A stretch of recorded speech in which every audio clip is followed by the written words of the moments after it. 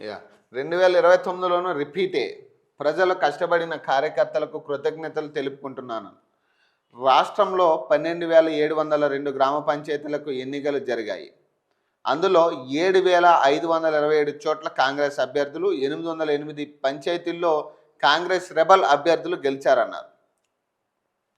Congress party అభ్యర్థులు rebels కలుపుకొని మొత్తం 8,335 పంచాయతీల్లో నెగ్గానని, అంటే 66% పంచాయతీలను కాంగ్రెస్ పార్టీ నేతలే గెలుచుకున్నారని వివరించారు. ఈ ఎన్నికల్లో బీఆర్ఎస్, బీజేపీ కూటమిగా పోటీ చేశాయని, అయినా రెండు పార్టీలకు కలిపి వచ్చిన పంచాయతీలు 33% మాత్రమేనని సీఎం గుర్తు చేశారు.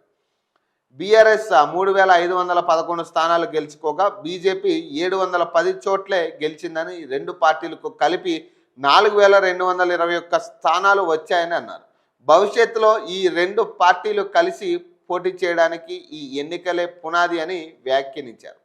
రాష్ట్రంలో బీఆర్ఎస్ ప్రభుత్వం ఉన్నప్పుడే అద్భుతాలు జరిగాయి, ఆ పార్టీ అధికారంలో ఉంటేనే బాగుండేది అన్నట్లుగా కేంద్ర మంత్రి కిషన్ రెడ్డి వ్యవహార శైలి ఉందని, అది చూశాక కూడా ఆ రెండు పార్టీలు కలిసి లేవన్న అనుమానం ఎవరికి ఉంటుందని సీఎం ప్రశ్నించారు.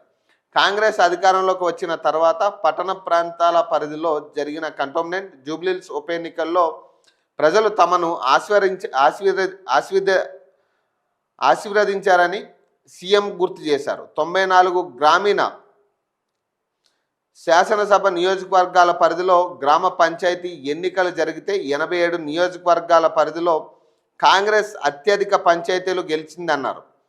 గత అసెంబ్లీ ఎన్నికల్లో పోలిస్తే కాంగ్రెస్ పార్టీకి అదనంగా 21 నియోజకవర్గాల్లో ఆధిక్యం వచ్చిందన్నారు. ఉప ఎన్నికలు కలుపుకుని పంచాయతీ ఎన్నికల్లో పట్టణ, గ్రామీణ ప్రాంత ప్రజల తమ ప్రజా ప్రభుత్వానికి విస్పష్టంగా మద్దతు ఇచ్చారని అన్నారు.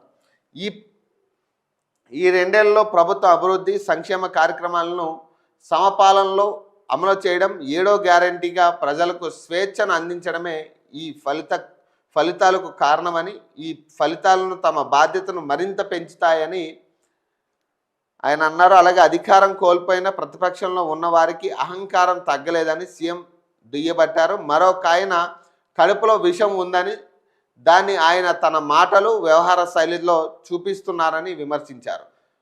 పంచాయతీ ఎన్నికల తీర్పులోనైనా వారికి కనువిప్పు కలగాలని అంటున్నారు. అది